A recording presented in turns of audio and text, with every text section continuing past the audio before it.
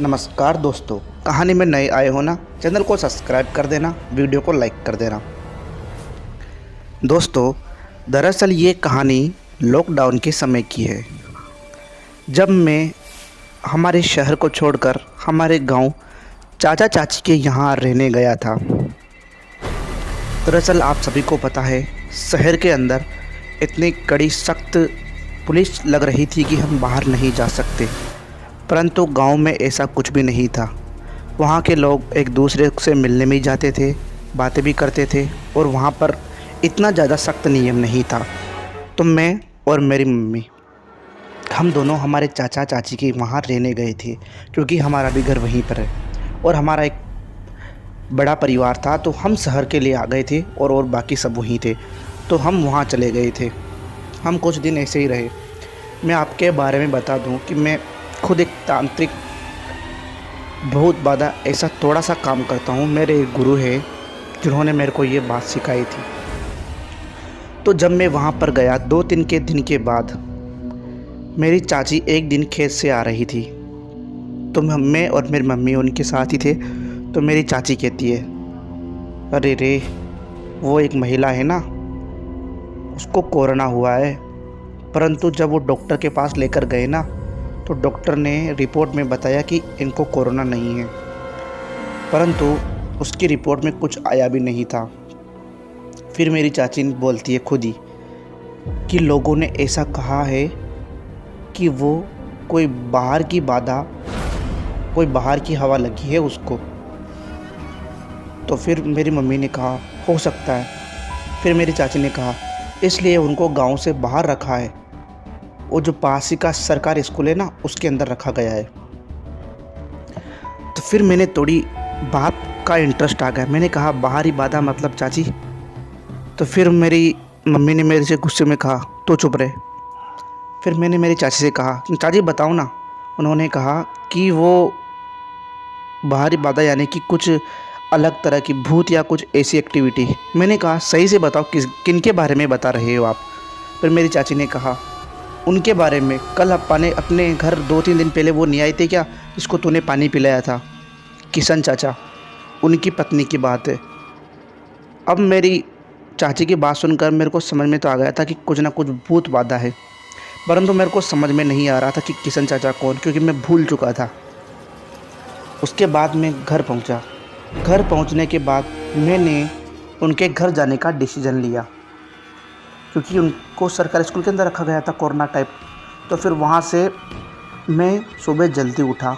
उस रात को जल्दी उठते ही मैंने मेरी मम्मी से कहा मम्मी मैं थोड़ी देर जॉगिंग करके आता हूँ, क्योंकि सूरज नहीं निकला था। मैं उनके घर के उस स्कूल के पास से गुजरा, परंतु वहाँ पर कोई भी एक्टिविटी नहीं थी।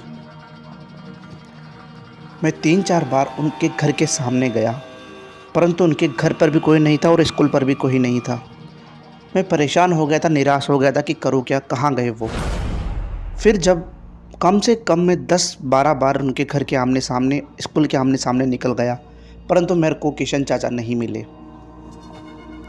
फिर शाम को मेरी चाची कहती है कि उनको है ना, वो पीछे का जो झोपड़पट्टी है ना, जहाँ पर रखा गया है उनको, क्योंकि उनकी तबीयत ज़्यादा ही ख़राब हो रही है और हम लोगों को ना हो जाए, इसलिए उनको सरकारी स्कूल से निकाल कर उस झोपड़पट्टी के अंदर रख दिया, जहाँ बड़ा सा एक घर है। मेरे को एक आशा जग गई थी कि ठीक है चलो वहाँ पर चलता हूँ। तो मैं करीबन 7 बजे थे और मैं अपने घर से निकल रहा था। तभी मेरी माँ ने कहा कहाँ जा रहा है, पागल है क्या, आज करीब तू 12-13 बार घर से बाहर निकल चुका है। फिर मैंने मेरी माँ से कहा अरे माँ मैं थोड़ी देर घूम के आता हूँ, मैंने खाना भी हजम हो जाएगा और मैं थोड़ी देर में आता हूँ। उसके बाद मेरी माँ बस मेरे को घूरती रही और मैं वहाँ से निकल आया। जब मैं उस झोपड़पट्टी के सामने पहुँचा तो चारों तरफ अंधेरा था।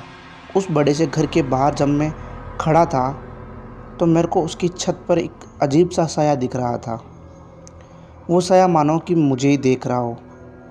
जब मैं धीरे धीरे उसके पास गया, एकदम से अजीब सी आवाज़ मेरे कानों में गूंजी और उस आवाज़ को सुनकर मैंने कान बंद कर लिए और आंखें बंद कर ली। वहाँ पर जो रात थी वो अमावस्या की रात थी, थोड़ी थोड़ी रोशनी आ रही थी चांद की, परंतु वो साया मेरे को साफ दिखाई नहीं दे रहा था। उसके बाद मैं आंखें खोली तो वो साया उस छत पर नहीं था। शायद वो पीछे चला गया हो, मेरे को ये भी नहीं पता। मैंने जब दरवाज़ा बजाया तो किसी ने खोला ही नहीं। मैंने 3-4 बार दरवाज़ा बजाया, एकदम से दरवाज़ा खुला और सामने थे किशन चाचा। मैंने किशन चाचा से कहा, चाचा आपने मुझे पहचाना? मैं वही हूँ जिसने आपको कल पानी पिलाया था, परसों 2-3 दिन पहले पानी पिलाया था। चाचा ने कुछ भी हाँ ना में जवाब नहीं दिया। अब उनके सामने खड़ा तो था तो उनसे कुछ बात करो। मैंने कहा, चाचा मैं अंदर आ सकता हूँ? उन्होंने 3-4 सेकंड बाद जवाब दिया, हाँ मैं बस। हाँ मैं सर हिलाया तो मैं अंदर जा पहुँचा। अब उनसे कुछ बात तो करो ना कि क्या दिक्कत है, परंतु मेरे को बात शुरू करना आ नहीं रहा था। उसके बाद मैंने कहा, चाचा मेरे को पानी मिलेगा? उन्होंने हाँ में जवाब किया और वो पानी लेने चले गए। पानी लाया तो उन्होंने मेरे लिए पानी का गिलास दिया और जब मैंने पानी का गिलास के अंदर देखा तो उसके अंदर न जाना काला साया था। मैंने कहा, चाचा ये पानी। फिर उन्होंने जब उसको देखा तो वो बहुत ही गंदा पानी था। उन्होंने कहा, अरे माफ़ करना बेटा, शायद ये गंदा पानी आ गया सोच ही सोच में। मैंने कहा, नहीं नहीं चाचा, ये गंदा पानी नहीं है, यहाँ पर कुछ ऐसी दिक्कत है जिसके कारण ये पानी गंदा हुआ है। और मैं राकेश, आप मेरे को पहचान लीजिए। मैंने उनको पता बताया अपना कि मैं कौन हूँ। उसके बाद उन्होंने थोड़ी सी स्माइल करी। मैंने कहा, मैं डॉक्टर हूँ और मैं आपकी प्रॉब्लम सॉल्व करने आया हूँ, प्लीज़ मुझे अपनी प्रॉब्लम बताइए। तो उनकी जो बेटियाँ थी उनको लेकर वो उनकी पत्नी के पास ले गई। जब मैं धीरे धीरे घर के अंदर जा रहा था तो बहुत ज़ोर ज़ोर से किसी की खर्राने की आवाज़ आ रही थी, ऐसे कि मानो कोई बहुत भयानक दर्द से पीड़ित हो। तो मैं उनके पास पहुंचा, उनकी पत्नी के पास। उन्होंने कहा कि ना तो ये कुछ बताती हैं ना कुछ खाती है, करीब इसको आज 20 दिन हो गए खाए हुए, कुछ भी नहीं खाती है, शायद ये ठीक होना ही नहीं चाहती। मैंने कितनी कोशिश की परंतु ये सही होने का नाम ही नहीं लेती। ये बोलती है कि मेरे अंदर जो कुछ भी है वो सब कुछ निचोड़ लेगा, मेरा पूरा खून पी चुका है। तो फिर मैं सिर्फ उनकी बातें सुनता रहा। फिर किशन चाचा ने उनकी आंखें बंद कर दी, उसकी बेटी की, और उसकी पत्नी के ऊपर जो चेहरे पर पर्दा लगा हुआ था उसको हटाकर मेरे को दिखाया। तो मैंने आंखें बंद कर ली क्योंकि उनकी पत्नी यानी कि उनकी पत्नी थी, उनके चेहरे पर सिर्फ मांस रह गया था। पूरा चेहरा एकदम सड़कर बिल्कुल गला हो गया था। मांस का नाम और निशान था, बस खून कुछ भी नहीं था। फिर मैंने कहा, चाचा अब आप टेंशन मत लीजिए, मैं कोई डॉक्टर नहीं हूँ, परंतु इनकी जो प्रॉब्लम है मैं उसको सोल्व करने की पूरी कोशिश करूँगा, क्योंकि मैं ज़्यादा नहीं परंतु थोड़ा बहुत इनके बारे में जानता हूँ। और मेरे एक गुरु है, उनका नाम धर्मराज जी है। तो मैंने उन्हीं के सामने उनको कॉल किया, परंतु उस समय उन्होंने कॉल नहीं उठाया। तो मैंने चाचा से कहा, चाचा आप चिंता मत कीजिए, मैं आपके साथ हूँ, आप मेरे को थोड़ी इनके बारे में खुलकर बता दीजिए। तो चाचा ने कहा, बेटा ये कुछ नहीं बताती, पता नहीं इसके साथ क्या हुआ था, ये मेरे को ना तो कुछ बताती है और ना कुछ खाती है। ये ऐसा कहती है कि कोई इसके अंदर है, चारों तरफ इसके शरीर में घूम रहा है और मानो कि इसका खून चूस रहा है, ऐसे कहती है। मैंने कहा, चिंता मत कीजिए चाचा, अब मैं आपके साथ हूँ और मैं आपको कल मिलता हूँ। तो मैं ये कहकर वहाँ से चला गया। जब मैंने उस झोपड़पट्टी के यानी कि किशन चाचा के उस घर के ऊपर देखा, उस समय वो साया नहीं था, परंतु मैं समझ चुका था कि कोई ना कोई साया ज़रूर है इस घर के ऊपर। उसके बाद मैं घर पहुंचा। घर पहुंचने के बाद मम्मी ने कहा कि तू इतनी लेट कहाँ से आ रहा है? मैंने कहा वो थोड़ा लेट होगा और मैं सीधा अपने रूम में चला गया। मैंने उस समय खाना भी नहीं खाया था। मैंने सबको मना कर दिया था कि मैं खाना नहीं खाऊंगा। मैं अपने बेड पर बैठा बैठा सोच ही रहा था, तभी मेरे गुरु धर्मराज जी का मेरे मैसेज आता है कि कहिए क्या सेवा कर सकता हूँ। वो सबकी सेवा करते हैं तो सभी के काम को वो सेवा की तरह ही मानते हैं। मैंने उनका मैसेज देखकर सीधा उनको कॉल किया। जब मैंने उनको कॉल किया तो मैंने उनको पूरी बात बताई। तो उन्होंने कहा, एक काम कर बेटा, तू अभी आराम से सो, अगर वो भूत बाधा जो भी तेरे संपर्क में आ चुकी होगी, तो अभी तेरे सपने में जो भी होगा वो तेरे को सच सच दिखाई देगा। तो आराम से सो, और मैं यहीं से कुछ मंत्र विद्या करता हूँ। अगर तेरे उसके अंदर आ गई होगी संपर्क में, तो वो तेरे को ज़रूर दिखेगी। उसके बाद सपने में मेरे को जो देखा। नमस्कार दोस्तों, कहानी में नए आए हो ना, चैनल को सब्सक्राइब कर देना, वीडियो को लाइक कर देना। ये कहानी है मसान की पार्ट 2। जिसने पार्ट 1 नहीं देखा, कृपया उसको देखे, उसके बाद पार्ट 2 को देखने का मज़ा आएगा। जैसे ही दोस्तों मैं सोया, तो मेरे को ऐसा आभास हुआ कि कोई मेरे सिर को खुजला रहा है, यानी कि मेरे बालों में कोई अपने हाथों को घुमा रहा है। जब मैंने उठकर देखा, तो मेरी माँ मेरे खाट के पास बैठी हुई थी और वो मेरे सिर को सहला रही थी। मैंने कहा, माँ ये आप क्या कर रहे हो? मेरे को नींद आ रही है, प्लीज़ मेरे को सोने दो। मेरी माँ ने कहा, मेरे साथ आ।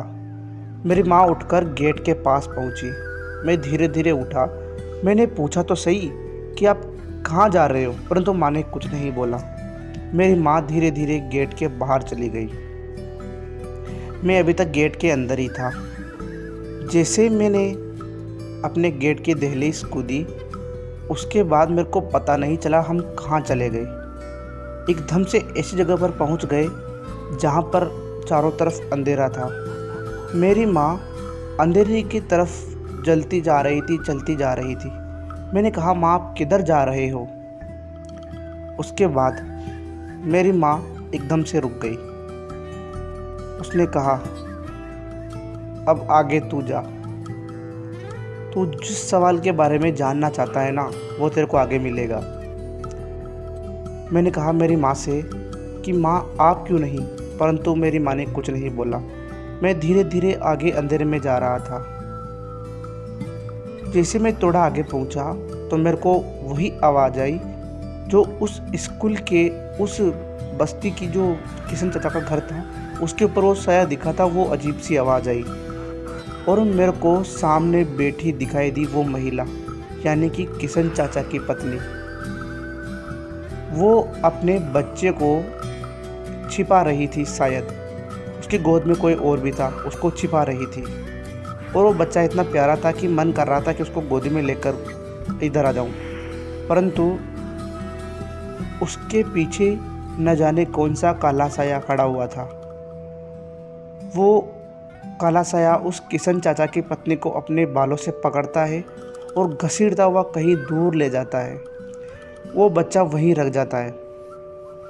मैं उस साये के पीछे पीछे जाता हूँ, थोड़ा दूर देखता हूँ कि वो साया उस महिला को एक गड्ढे के अंदर ले जाता है। गड्ढे के अंदर ले जाने के बाद वो उसके अंदर बैठ जाता है उनको लेकर, और उनकी गर्दन के ऊपर, यानी कि उनका जो सिर होता है किशन चाचा की पत्नी का, उनके ऊपर अपना हाथ घुमा रहा होता है। दूसरी तरफ मेरी माँ की आवाज़ एकदम से गायब हो गई थी। मैंने कहा, माँ माँ। मैंने बहुत ज़ोर ज़ोर से माँ को आवाज़ दी, परंतु मेरे को आवाज़ नहीं आई। मैं वापस अपनी माँ की तरफ भागा। मेरे को माँ सामने खड़ी दिखाई दी। मैंने कहा, माँ ये सब क्या हो रहा है? मेरी माँ ने मेरे को कहा कि बेटा, तो जिस का रहस्य जानने आया है, वो ये बताना चाहता है कि वो किशन चाचा की पत्नी किसी कारण यहाँ से अपने बच्चे के साथ जा रही थी, तभी इस गड्ढे के ऊपर उसका पैर रख गया। और ये जो जगह है, ये मसान है। यहाँ पर आदमियों को गाड़ा और जलाया जाता है। ये सुनकर मेरे पैर खिसक गए। फिर मेरी माँ ने कहा, जो मसान का जो राक्षस है, वो दानव जो जन्मा है, वो यहीं की मिट्टी से, यहीं की राख से जन्मा है। वो मारना तो इसके बच्चे को चाहता था, परंतु इसकी माँ ने खुद को समर्पित कर दिया, परंतु उसके बेटे को आज नहीं आने दी। ये कहकर मेरी माँ अंधेरे में न जाने कहाँ गायब हो गई। मैं अपनी माँ को चारों तरफ देख रहा था। तभी मेरे को थोड़ी दूर उसी मसान के अंदर एक चिता जलती हुई दिखाई दी, जिसके ऊपर मेरी माँ बैठी हुई थी और उसके पीछे खड़ा हुआ था वो काला साया। अब एक तरफ तो अपने पत्नी को बचाना था, मतलब यानी कि उस चाची को बचाना था, और एक तरफ माँ को बचाना था। एकदम से माँ माँ करते हुए मेरी नींद खुल गई और मेरे चारों तरफ मेरी माँ, मेरे पापा और चाचा चाची बैठे हुए थे। मैंने जब होश आया तो मेरे माँ ने पूछा, क्या हुआ बेटा, तू इतनी देर से माँ माँ क्यों कर रहा है? मैंने कहा, कुछ नहीं माँ, बस ऐसे ही। फिर मेरे पापा ने कहा, अरे कोई गलत सपना देख लिया होगा, चलो यहाँ से अपन चलते हैं। तो वो सब मेरे कमरे से बाहर चले जाते हैं और करीब 2 मिनट बाद मेरे पापा वापस मेरे रूम के अंदर आते हैं। मेरे पापा ने मेरे को आज तक कभी कुछ भी नहीं कहा। मैं जो भी करना चाहता था उन्होंने करने दिया। वो आकर मेरे पास बैठे, उन्होंने कहा, तो जो भी कर रहा है कोई बात नहीं कर, परंतु इससे कोई किसी को हानि नहीं होना चाहिए। मैंने पापा को स्माइल करते हुए कोई जवाब नहीं दिया। वो उठकर अपने रूम में चले गए। अब मेरे को मेरी समस्या का हल मिल चुका था, क्योंकि मेरे गुरु ने कहा था, तेरे को सपने के अंदर सच सच दिखाई देगा। अब मेरे को ये पता चल चुका था कि अब करना क्या है। किशन चाचा की पत्नी को स्मशान के अंदर लेकर जाना है और वहीं उनका सब कुछ तोड़ मिलेगा। अब सुबह होते ही मैं किशन चाचा के घर जाता हूँ। जैसे मैं उनके घर पहुँचता तो आज किशन चाचा के चेहरे पर अलग सी स्माइल थी।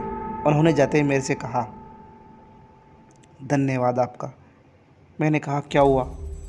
किशन चाचा बोलते हैं, कई महीनों बाद आज इसने चैन की नींद सोई है। आज पहली बार इसको कोई भी दर्द नहीं हुआ। इसने आज कुछ भी ऐसा महसूस नहीं किया जो इसको करीब 5-6 महीने से हो रहा है। आज इसको बहुत चैन की नींद आई है। मैंने कहा, चाचा अब आप चिंता मत कीजिए, मैं जैसा जैसा करता हूँ वैसा वैसा आप कीजिएगा। मेरे गुरु ने मेरे को बताया था कि उनको 12 बजे मसान के अंदर लेकर जाना है और वहाँ पर मैं कहता हूँ वैसी प्रक्रिया करनी है। तो मैंने किशन चाचा को कहा कि किशन चाचा, मैं चाची को, यानी कि मैंने दीदी बोलता था उनको, कि मैं दीदी को यहाँ से शमशान घाट के अंदर लेकर जाऊँगा और आप जब तक गेट मत खोलिएगा जब तक मैं मंत्रों से उच्चारण ना करूँ। मेरे चाचा ने कहा, किशन चाचा ने, ठीक है बेटा। आज की रात ही जाना था। करीब 12:15 हो चुके थे। मैं दीदी को कैसे भी करके सहारे से शमशान घाट लेकर गया। मैं दीदी को उसी गड्ढे के अंदर लेकर चला गया जहाँ पर मेरे सपने में वो दानव, वो राक्षस, वो आया था। मेरे को पूरे रास्ते कोई भी एक्टिविटी ऐसी नहीं मिली जिससे कुछ गड़बड़ हो। उसके बाद मैंने वहाँ पर दीदी को बिठाने के बाद मैंने भगवान भोलेनाथ का जल दीदी के ऊपर छिड़क दिया, क्योंकि भगवान भोलेनाथ की पिंड के ऊपर जो जल था उसको लेकर आया था मैं। उसके ऊपर छिड़कने के बाद मैं भोलेनाथ के कुछ मंत्र पढ़ने लगा। मंत्र पढ़ते पढ़ते अचानक से दीदी को न जाने क्या हुआ, वो ज़ोर ज़ोर से अपने आप हंसने लगी और अपने बालों को खींचने लगी। परंतु मैं रुका नहीं। मैंने भगवान भोलेनाथ के मंत्र पढ़ता रहा। एकदम से दीदी हवा में उड़ी और धड़ाक से ज़मीन के अंदर गिर पड़ी और फिर उल्टियाँ करने लगी। उल्टियाँ करते उनके अंदर से न जाने टुकड़ा निकला मांस का, न जाने कैसा, जो तड़प रहा था। उल्टी होने के बाद दीदी ने स्माइल करी और सामान्य आवाज़ में पूछा, मैं पहले से ठीक हूँ। न जाने मेरे अंदर जो था वो निकल चुका है शायद। दीदी ने ऐसा कहा। मैं थोड़ा स्माइल करने लगा। मंत्र पूरे हो गए थे। मैं दीदी को शमशान घाट के अंदर से वापस ला रहा था। अभी तक वो दानव वापस नहीं आया था। उसके बाद मैं दीदी को कैसे भी करके अपने कंधे पर बिठाकर दीदी को घर ला रहा था। तभी मैं 5 कदम चला हूँगा, मेरी दीदी मेरे पीछे नहीं थी। मैंने पीछे देखा तो वो राक्षस, यानी कि वो दैत्य आ चुका था और दीदी को बाल पकड़ते हुए घसीटता हुआ शमशान घाट की चिता की तरफ लेकर जा रहा था। तभी दोस्तों पार्ट 3 के लिए आपको वेट करना पड़ेगा। प्लीज़ कमेंट कर देना पार्ट 3 कितना जल्दी लाऊं। वीडियो अच्छी लगी तो वीडियो को लाइक कर दे, चैनल को सब्सक्राइब कर दे। कहानी केवल मनोरंजन के लिए थी, वीडियो को लाइक कर देना। नमस्कार दोस्तों, ये हमारी मसान पार्ट 3 है, यानी कि इसके बाद कोई भी पार्ट नहीं होगा। इसके अंदर अपनी वीडियो ख़त्म हो जाएगी। जिसने पार्ट 1 और पार्ट 2 नहीं देखा उसको इसके अंदर बिल्कुल भी मज़ा नहीं आएगा। उसके बाद अब मैं आपको कहानी स्टार्ट करता हूँ। तो जब मैंने पीछे देखा तो वो दानव, वो राक्षस, वो भूत आ चुका था जो दीदी को खींचता हुआ उस गड्ढे की तरफ लेकर जा रहा था। परंतु इस बार मैं डरा नहीं, क्योंकि मेरे पास एक तो मेरे गुरु का आशीर्वाद, खुद का थोड़ा सा कॉन्फिडेंस और किशन चाचा की उम्मीदें मेरे साथ थी। मैं बिल्कुल भी नहीं डरा। वो घसीटता हुआ दीदी को उस गड्ढे की तरफ लेकर जा रहा था और मैं सिर्फ उनको देख रहा था और धीरे धीरे मंत्र पढ़ रहा था। करीब करीब थोड़ी देर बाद मैंने उसके ऊपर जल फेंक दिया, जल डाल दिया भगवान का। हमारे जो भोलेनाथ है उनका जल लेकर आया था मैं, उसको उस दानव के ऊपर डाल दिया। वो दानव वहीं रुक गया और मैं धीरे धीरे मंत्र पढ़ने लगा तो उसने दीदी को अपने आप छोड़ दिया और वो खुद उस गड्ढे की तरफ जाने लगा। धीरे धीरे वो गड्ढे के अंदर चला गया। मैं मंत्र पढ़ता गया। मैं दीदी को कैसे भी करके किशन चाचा के घर ले आया और मैंने जैसा उनसे कहा था कि आप गेट मत खोलना जब तक कि मैं मंत्र ना पढ़ूँ। मैं मंत्र पढ़ने लगा। मंत्र पढ़ने के बाद जैसे किशन चाचा ने दरवाज़ा खोला मेरे कहे अनुसार, तो दीदी पहले से बेहतर थी और उसके बाद उन्होंने दीदी को एक अच्छी सी जगह पर सुला दिया और वहाँ पर मैंने अच्छा एक गोला बना दिया था और दीदी से कहा कि दीदी सुबह होने तक आप इस जगह से हिलना मत, वरना वो वापस आएगा और इस बार किसी को भी नहीं छोड़ेगा। मैंने उनके बच्चों से भी कहा था कि बच्चों इस घेरे के अंदर बिल्कुल भी मत जाना। किशन चाचा ने कोई भी गलती नहीं की। किशन चाचा ने दोनों बच्चों को उस एक छोटा सा रूम था उसके अंदर बंद कर दिया और मैंने किशन चाचा से कहा, चाचा आप मेरे साथ चलिए, अपन दोनों शमशान घाट के अंदर चलेंगे। तो चाचा और हम करीब शायद अढ़ाई बज रहे थे उस समय चाचा और मैं उस शमशान घाट के अंदर गए और उस जगह पर पहुंच गए जहां पर वो दानव उस गड्ढे के अंदर गया था।